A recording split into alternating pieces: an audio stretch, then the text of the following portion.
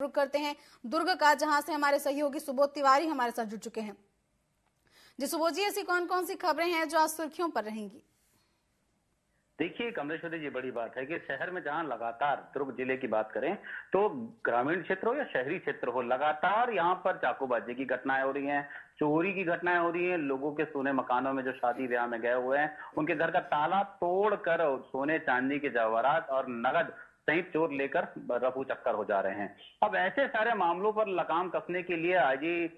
दुर्ग range Ramgopal Garg ji ने एक बड़ा अभियान चलाने की शुरुआत कर रहे हैं। जिसके इसके पहले भी एसपी साहब ने एक अभियान चलाया था कि चाकूबाजी की घटनाएं रुके, इसके लिए जिनके भी पास चाकू है, तलवार है, कुकरी है या अन्य इस तरह की सामग्रियां हैं, धारदार हथियार हैं, जिनकी सूचना देने पर उन्हें 1000 रुपया इनाम तो दिया जाएगा, नाम भी गोपनीय रखा जाएगा और उस व्यक्ति को पकड़ा जाएगा जिसके पास की सूचना मिली है, उसके पास फलाना ठिकाना किसी भी तरह के हथियार है। तो इसके बाद अब आईजी रामगोपाल गर्ग ने भिलाई नगर थाने का औचक निरीक्षण किया और साथ ही इस क्षेत्र में लगातार जिस तरीके से चाकूबाजी लूटपाट की घटनाएं हो रही हैं, उस पर नियंत्रण करने के लिए रात्रि गश्त पर विशेष ध्यान देने की बात कही और साथ ही जितने भी निगरानी शुदा बदमाश हैं, अगर वे कहीं भी संदिग्ध परिस्थिति में मिलते हैं तो तत्काल उनके खिलाफ कड़ी कार्रवाई करते हुए उन्हें जेल दरफ्त किए जाने के बाद के निर्देश थाने के आला अधिकारियों को आईजी रामगोपाल गर्ग ने दिए हैं। एक बड़ा प्रयास हो सकता है कि क्षेत्र में जिस तरीके से लगातार आपराधिक घटनाओं में वृद्धि है, उस पर विराम लग सके। दूसरी बड़ी बात है कमलेश्वरी जी कि प्रधानमंत्री नरेंद्र दामोदर दास मोदी के द्वारा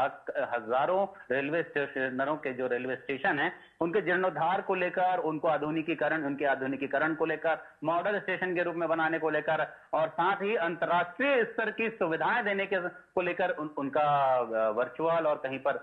फिजिकल उद्घाटन किया गया था, जिसमें कि दुर्ग जिले के भी रेलवे स्टेशन शामिल थे। मगर 400 करोड़ रुपए फंड देने के बाद भी दुर्ग के रेलवे स्टेशन के अगर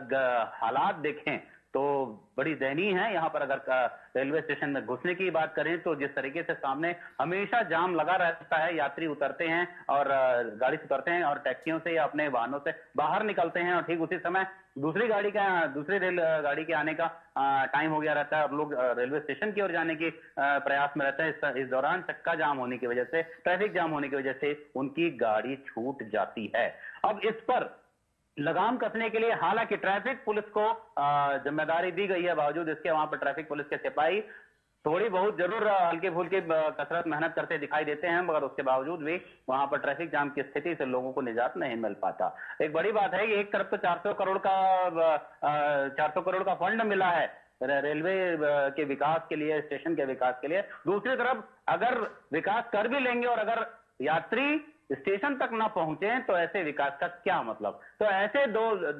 इस तरह के विकास को लेकर यात्रियों में काफी चर्चा है कि कहीं ना कहीं इस तरह से जो आने जाने जी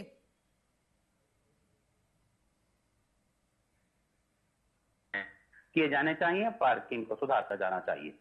और एक बड़ी बात है कि जिस तरीके से देखा जा रहा है कि नगरीय निकाय पार्षदों, खासकर आने वाले वर्ष में बताया जा रहा है कि नगरीय निकाय चुनाव होने को हैं। तमाम 10 ऐसे नगरीय निकाय हैं यहाँ के जहां पर चुनाव लंबित है और उसकी बहुत जल्दी घोषणा भी हो सकती है। तो ऐसे में जो पार्षद निधि होता है, प्रति पार्षद 6 लाख रुपए अपने क्षेत्र के विकास के लिए मिलता है, तो वो मद मिला ही नहीं इस वर्ष का। तो ऐसे में पार्षदों के सामने बड़ी तकलीफ है जो दोबारा चुनाव लड़ना चाहते हैं,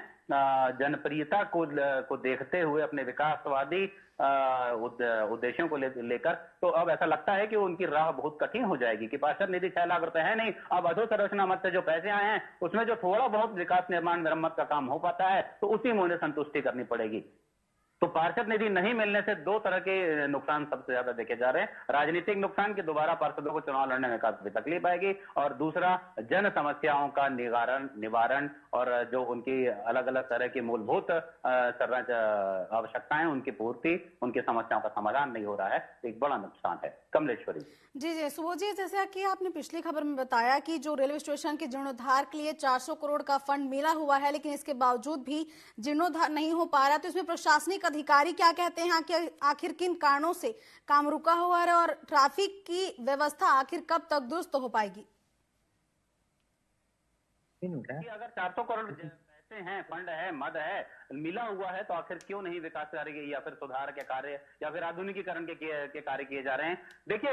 एक तो सबसे बढ़िया बहाना है प्रशासनिक अधिकारियों के पास विधानसभा चुनाव और लोकसभा चुनाव का, ठीक है। दूसरा, उसके बाद आ जाता है मौसम की मार या फिर किसी तरह से निविदा में होने वाली देरी या फिर अन्य किसी भी तरह की जो अन्य बातें सामान्य रहे, यानी कि राजनीतिक, आर्थिक, सामाजिक और भौगोलिक स्थिति सामान्य रहे, तब विकास कार्य द्रुत गति से होते हैं। तो कहीं ना कहीं ये चुनावी जो सिलसिला चला है उसकी वजह से भी यह इस कार्य में देरी होना पाया जा रहा है, ऐसी संभावना बताई जा रही है। दूसरा, अगर ट्रैफिक को लेकर बात करें तो जो रेलवे स्टेशन के आसपास पार्किंग की व्यवस्था होती है वह सीधे सीधे जो पार्किंग के ठेकेदार हैं उनके ऊपर सौंपी गई रहती है। लगातार वाहनों की आवाजाही रहती है, निकलने के लिए एक अलग से वे बनाया जाना चाहिए और आने वाले यात्रियों के लिए अलग से वे बनाया जाना चाहिए, मगर देखा यह जाता है कि एक ही रास्ते से दोनों तरह के यात्री जो बाहर निकलना है और जिन्हें गाड़ी पकड़नी है वो एक ही रास्ते से आना जाना करते हैं। तो ऐसी स्थिति में खड़ी वाहनें और आने जाने वाली वाहनों की वजह से ट्रैफिक जाम की स्थिति हो जाती है और ऐसे में यात्री अपनी रेलगाड़ी को पकड़ पाने में असफल हो जाते हैं। जी, निश्चित तौर पर यह बेहद ही चिंता का विषय है कि फंड मिलने के बावजूद भी काम शुरू नहीं हो पा रहा है, जिससे लोगों को काफी ज्यादा समस्याओं का सामना करना पड़ रहा है। फिलहाल तमाम जानकारियों के लिए आपका धन्यवाद सुबोध। तो ये थे हमारे सहयोगी सुबोध तिवारी।